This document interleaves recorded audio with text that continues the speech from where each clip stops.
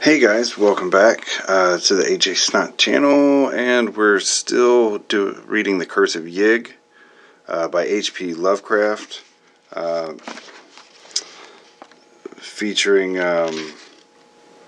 Zelia Bishop. Now, last time, if you know that we were retelling the story of Walker and Audrey, who were making their way to their new homestead in Oklahoma. And Audrey had just, in order to save her husband from the fear he held over snakes, had just beat a whole pit of rattlesnakes to death. And now she's being berated by her husband for possibly angering the snake god of Yig. So here we go. All the rest of the journey, Walker kept up the frightened reproofs and prophecies. They crossed the Canadian River near Newcastle, and soon afterward met with the first of the real Plains Indians they had seen. A party of blanketed Wichitas, whose leader talked freely under the spell of whiskey and offered to him, and taught poor Walker a long-winded protective charm against Yig in exchange for a quart bottle of the same inspiring fluid.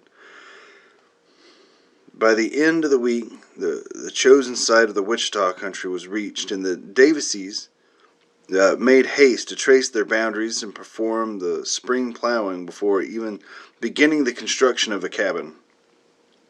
The region was flat, drearily windy, and sparse of natural vegetation, but promised great fertility under cultivation.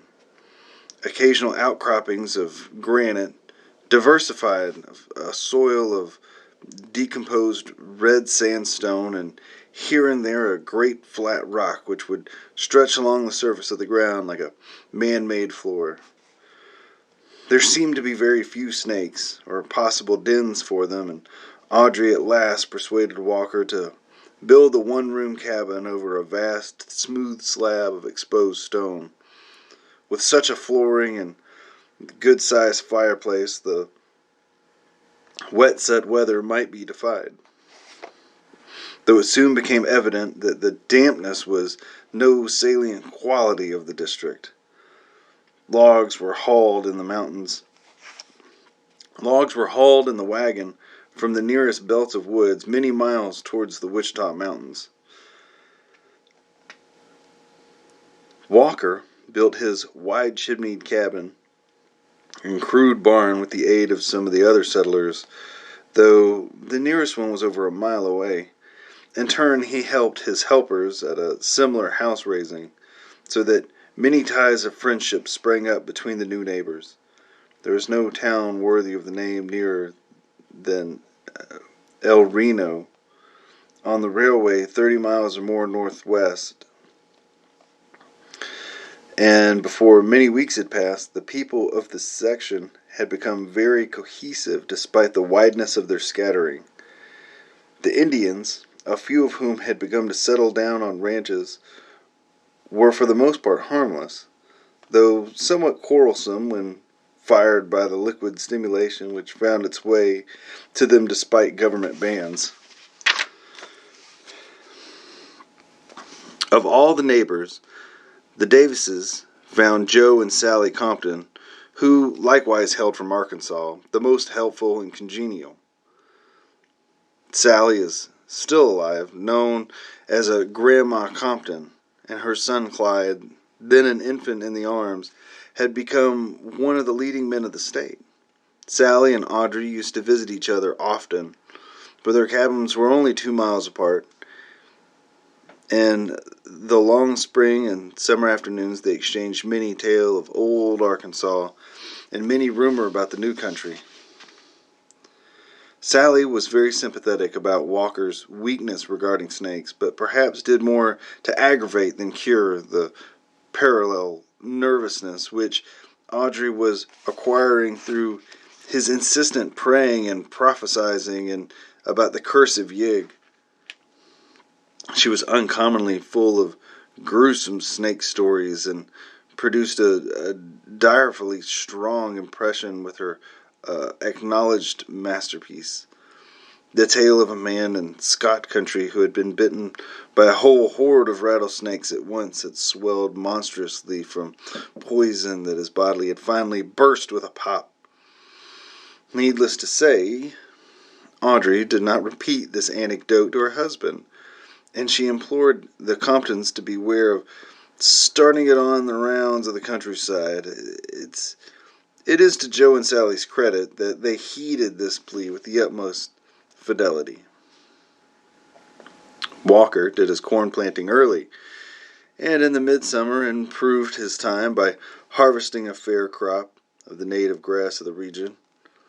With the help of Joe Compton, he dug a well, which gave a moderate supply of very good water, though he planned to sink an artisan later on. He did not run into many serious snake scares, and made his land as inhospitable as possible for the wriggling visitors. Every now and then, he rode over a cluster of thatched conical huts which formed the main village of the Wichitas, and talked long with the old men and shamans about the snake god and how to nullify his wrath. Charms were always ready in exchange for whiskey, but much of the information he got was far from reassuring. Yig was a great god. He was a bad medicine. He did not forget things. In the autumn, his children were hungry and wild. Yig was hungry and wild too.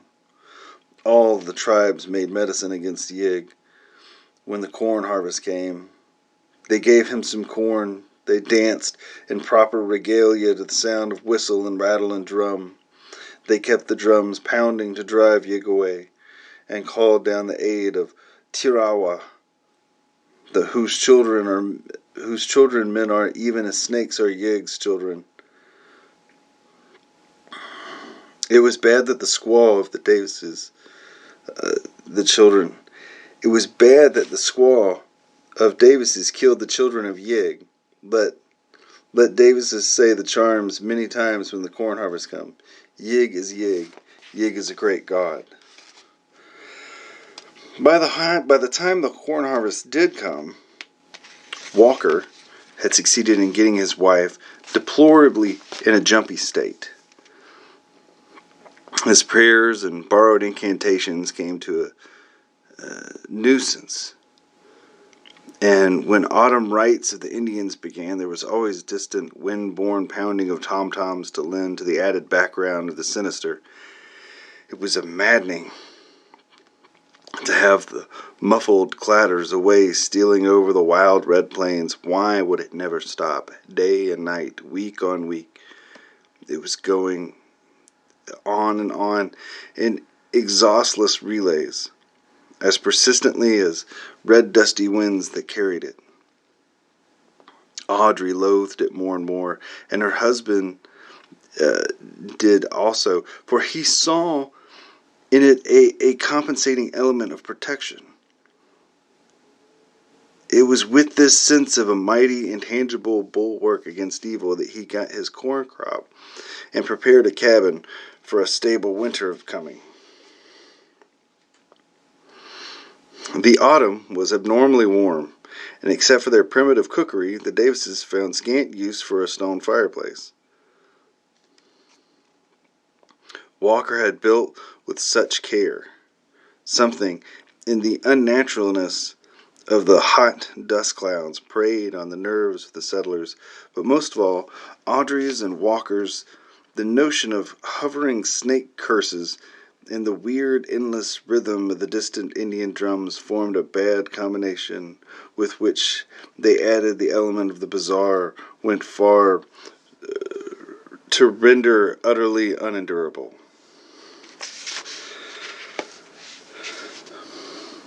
Notwithstanding the strain, several festive gatherings were held at one or another of the cabins after the crops were reaped, keeping naively alive modernity, those curious rites of the harvest home which are as old as human agriculture itself. Lafayette Smith, who came from southern Missouri and had a cabin about 3 miles east of the Walkers, was a very passable fiddler, and his tunes did much to make celebrants forget the monotonous beating of the distant tom-toms. The Halloween drew near, and the settlers planned another frolic. This time, but they known it, of a lineage older even than the agriculture, the dread, the witch Sabbath of primal pre-Aryans, kept alive through the age of midnight blackness of secret woods, and still hinting at vague terrors under its latter-day mask of comedy and lightness. Halloween was to fall on a Thursday, and the neighbors agreed to gather for their first revel at the Davises' cabin. It was on the 31st of October that the warm spell broke. The morning was gray and laden, and by noon the incessant winds had changed from searingness to rawness. People shivered all over, even more because they had not prepared for the chill, and the Walker Davis's old dog Wolf dragged himself wearily indoors to place beside the hearth. But distant drums thumped on, nor were the white citizenry less inclined to pursue their chosen rites. As early as 4 in the afternoon, the wagons began to arrive at the Walkers' cabins. In the evening, after a memorable barbecue, Lafayette Smith fiddled inspired a very fair-sized company to great feats of saltatory grotesqueness in one good-sized but crowded room. The younger folk indulged in amiable inanities proper to the season, and now and then old Wolf would howl with a doleful and spine-tickling ominousness at some especially spectral train from Lafayette's squeaky violin, a device he had never heard before.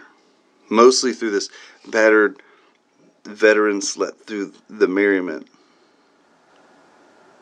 for he was past the age of active interests and lived largely in his dreams. Tom and Jenny Rigby had brought their collie Zeke along, but the canines did not fraternize. Zeke seemed strangely uneasy over something and nosed around curiously all evening. Audrey and Walker made a fine couple on the floor, and Grandma Compton still likes to recall her impression of their dancing that night. Their worries seemed forgotten in the nonce. Walker was shaved and trimmed to a surprising degree of spruceness. By 10 o'clock, all hands were healthily tired, and guests began to depart family by family with many handshakings and bluff assurances of what a fine time everybody had. Tom and Janine thought Zeke's eerie howls as he followed them to their wagon marks of regret of having to go home, though Audrey said it may be from the faraway tom-toms that annoyed him, for the distant thumping was surely ghastly enough after the merriment within. The night was bitterly cold, and for the first time Walker put a great log in the fireplace and banked it with ashes to keep it from smoldering till morning. Wolf dragged himself with a ruddy glow and lapsed into customary coma. Audrey and Walker, too tired to think of charms or curses, tumbled into the rough pine bed and were asleep before the cheap alarm clock on the mantel had ticked out 3 minutes. And from far away the rhythmic pounding of those hellish tom-toms still pulsed on into the chill night wind. Dr. McNeil paused here and removed his glasses, as if blurring of the objective world might make the reminiscent vision clearer. "You'll soon appreciate," he said, "that I had a great deal of difficulty in piecing out all that happened after the guests left. There were times, though at first, when I was able to make a try at it." After a moment, he went on with the tale. Audrey had terrifying and terrible dreams of Yig, who appeared in the guise of Satan and depicted in a cheap engraving she had seen. It was indeed from absolute ecstasy of nightmare that she started suddenly awake to find Walker already conscious, sitting up in bed. He seemed to be listening intently to something. It silenced her with a whisper when she began to ask what roused him. "Hark, Odd," he breathed. "Don't you hear something? A singing and buzzing and rustling? Don't you reckon it's the fall crickets?" Certainly there was distinctly audible within the cabin, such as he had described. Audrey tried to analyze it. It was impressed with some element at once horrible and familiar, and hovered just outside the rim of her memory. Beyond it all, walking, hideous thought, monotonous beating of the distant tom-toms, came instantly across the black plains where a cloudy half-moon had set. "Walker, suppose it's the curse of the Yig." She could feel him tremble. "No, gal, I don't reckon he's come that way. He's sharpened like a man, except you look at him close. That's what Chief Gray Eagle says. This here's some varmints come out of the cold, not crickets. I calculate something like 'em.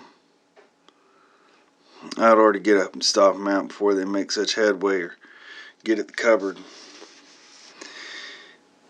He rose, felt for the lantern hung within easy reach, and rattled the 10-match box while beside it. Audrey sat up in bed and watched the flare of the match grow in the steady glow of the lantern, and then their eyes began to take hold of the room. The crude rafters shook with the frenzy of their stimulus shriek, for the flat, rocky floor revealed the new-born illumination. Was one seething, brown, speckled mass of wriggling rattlesnakes, slithering toward the fire, and even now turning their loathsome heads to menace the fright-blasted lantern-bearer. It was only for an instant that Audrey saw these things. The reptiles were every size of uncountable number, and apparently several varieties.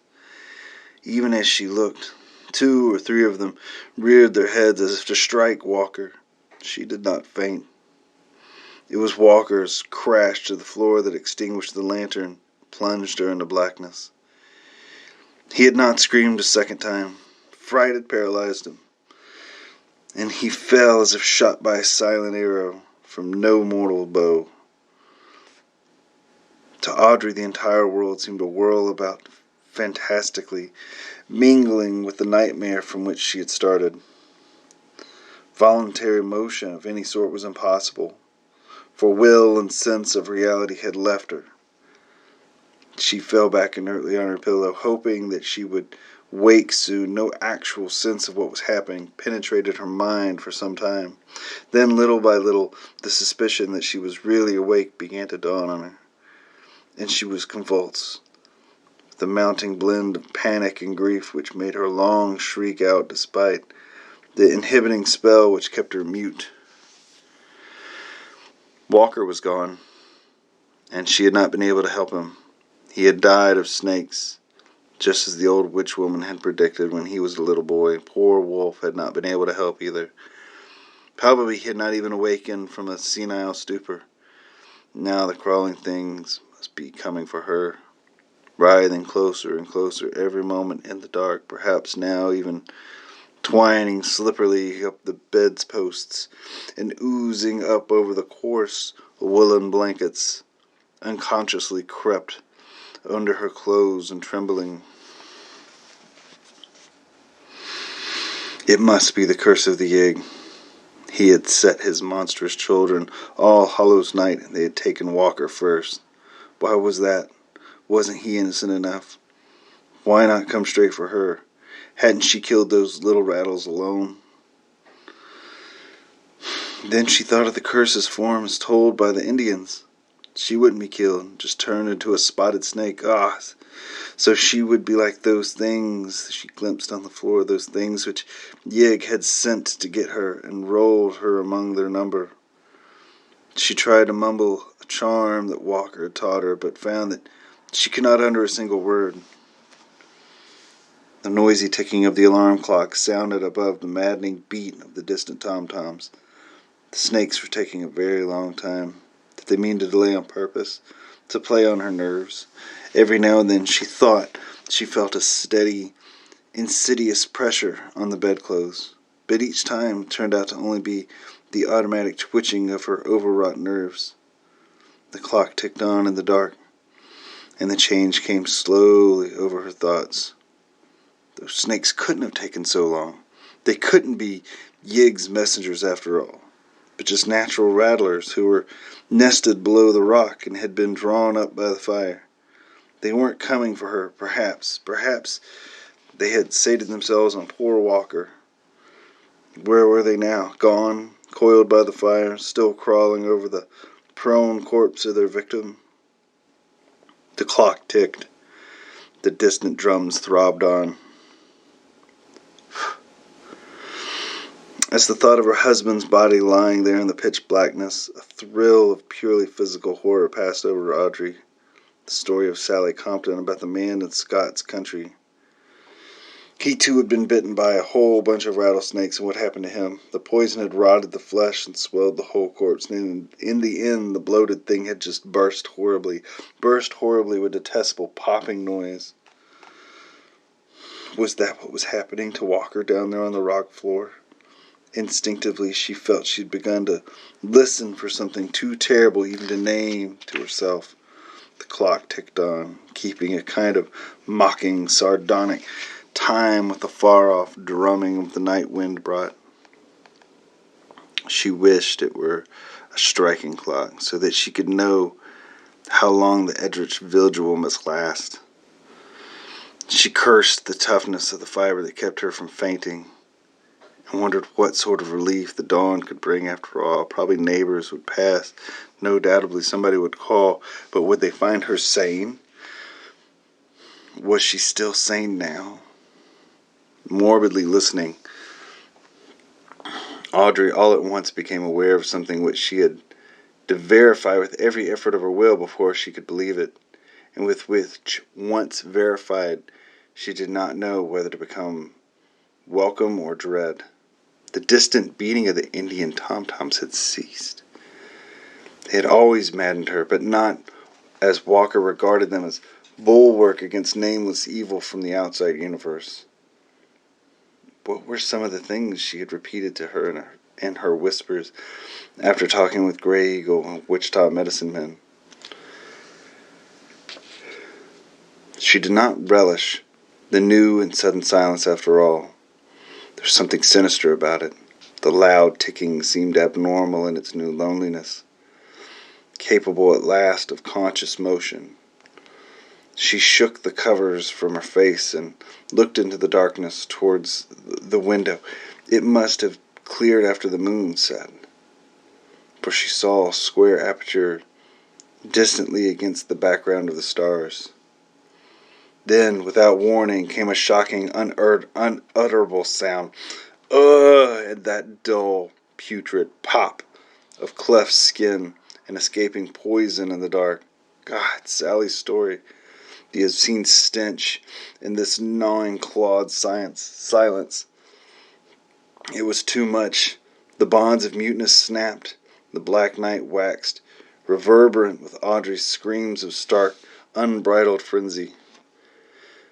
The consciousness did not pass away with shock, however merciful, if only it had. Amidst the echoes of her shrieking, Audrey still saw stars-sprinkled square window ahead, and heard the doom-boding clock ticking, that frightful clock. Did she hear another sound? Was the square window still a perfect square? She was in no condition to weigh the evidence of her senses, distinguish between fact and hallucination. No, the window was not a perfect square. Something had encroached on the lower edge. Nor was the ticking of the clock the only sound in the room. There was, beyond dispute, a heavy breathing, neither her own nor poor Wolf. Wolf slept very silently, and his wakeful wheezing was unmistakable. Then Audrey saw against the stars the black, demonic silhouette of something anthropoid, the undulant bulk of a gigantic head and shoulders fumbling slowly toward her. "Yeah, go away, snake devil, go away, Yig. I didn't mean to kill him, I was feared she'd be scared of him. Don't, Yig, don't. I didn't go for hurt your children. Don't come for nigh me. Don't change me into your spotted snake." But the half-formless head and shoulders only lurched forward, toward her bed, very silently. Everything snapped at once inside Audrey's head, and the second she had turned from a cowering child to a raging madwoman, she knew where the axe was, hung against the wall on those pegs near the lantern. It was within easy reach. She could find it in the dark before she was conscious of anything further. In her hands she was creeping towards the foot of the bed, towards the monstrous head of the shoulders. At every moment groped their way nearer.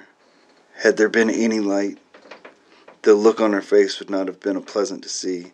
"Take that, you, and that, and that." She was laughing shrilly now, and her cackles mounted higher as she saw that starlight beyond the window was yielding the dim prophetic pallor coming down. Dr. McNeil wiped the perspiration from his forehead and put his glasses on again. I waited for him to resume. As he kept silent, I spoke softly. "She lived. She was found. Was it ever explained?" The doctor cleared his throat.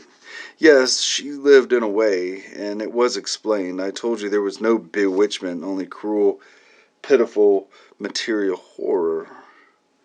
Sally Compton, who had made the discovery, she had ridden over to the Davises' cabin the next afternoon to talk over the party with Audrey, and had seen no smoke from the chimney. That was queer, and turned very warm again.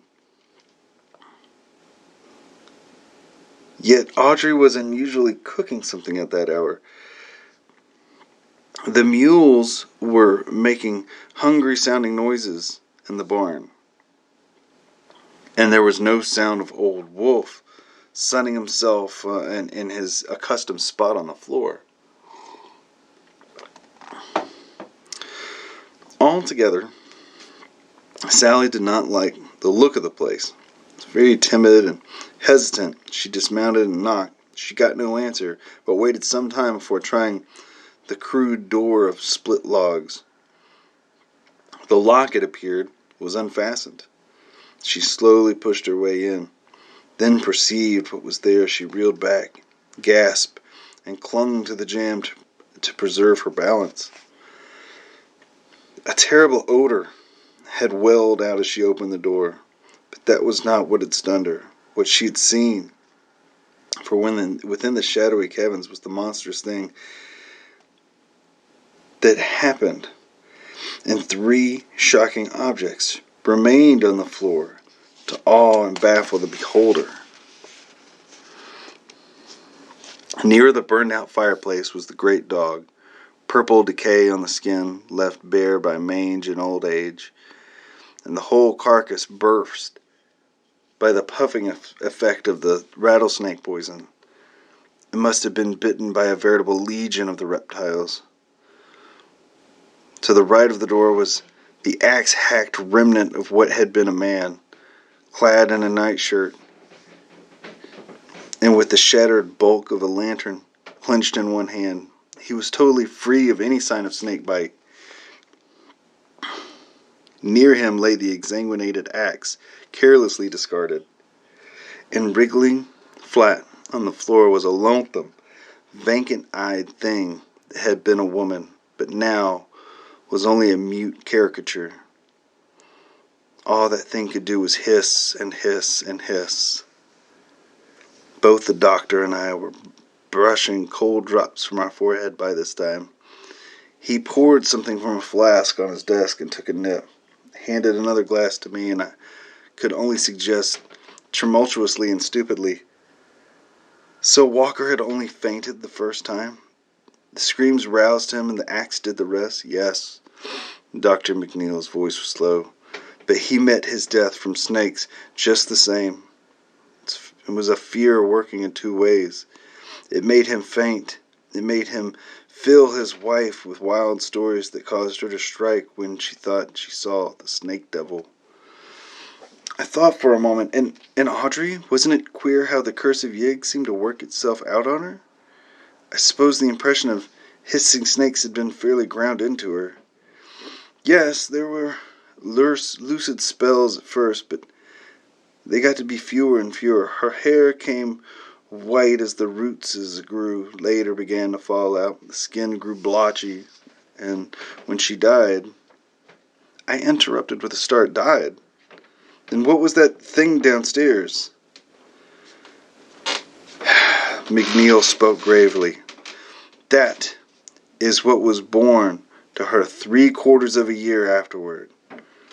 There were 3 more of them. 2 were even worse, but this was the only one that lived." Alright, so that was the Curse of Yig. I hope you enjoyed it. I hope I didn't butcher it too much in my reading. Still, trying to get better at reading copy. I hope it was good enough to entertain you guys. And if you liked it, I'll do it again. If you don't, just tell me and I won't do it again. But that was some HP Lovecraft. I also take suggestions. Ideally, anything in the public domain would be best. But yeah, just let me know. Leave a like, comment, subscribe. Just tell me what you thought. And I'll see you on the next one. Okay. Bye, guys.